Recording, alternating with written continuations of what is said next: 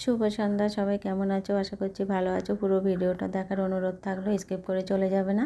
আজকে সন্ধ্যাবেলা বানাবো পেঁয়াজি।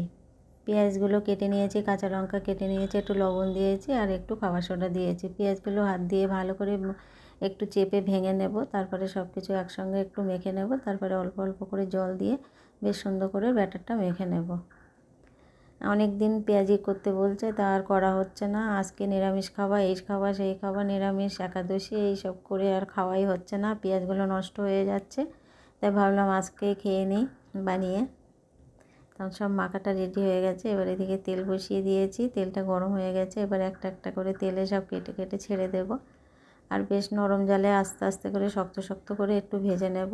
বেশ সুন্দর মুচমুচে হবে আস্তে আস্তে নরম জালে ভাজলে। জোরে জাল দিলে কিন্তু শক্ত হবে না, নরম থাকবে আর পুড়ে পুড়ে যাবে। একটু অল্প জালে আস্তে আস্তে ভাজলে বেশ সুন্দর শক্ত মচমচে হয়। সব ভাজাগুলো এইভাবে ভেজে তুলে নিয়েছি। ভাজাটা আমার রেডি হয়ে গেছে। একটু বিট লবণ ছড়িয়ে দিয়ে এবার পরিবেশন করব। কেমন হলো কমেন্টে জানিও। ভালো লাগলে লাইক কমেন্ট শেয়ার করে দেবে। আজকে সন্ধ্যাবেলার টিফিনে পেঁয়াজি বানিয়ে নিলাম। কে কে খেতে ভালোবাসো কমেন্টে জানাবে। রেডি হয়ে গেছে, এবার সবাইকে দিয়ে পরিবেশন করে আমি নিজেও খেতে যাব। সন্ধ্যাবেলার টিফিনে পেঁয়াজি বানিয়ে নিলাম আর চা করব।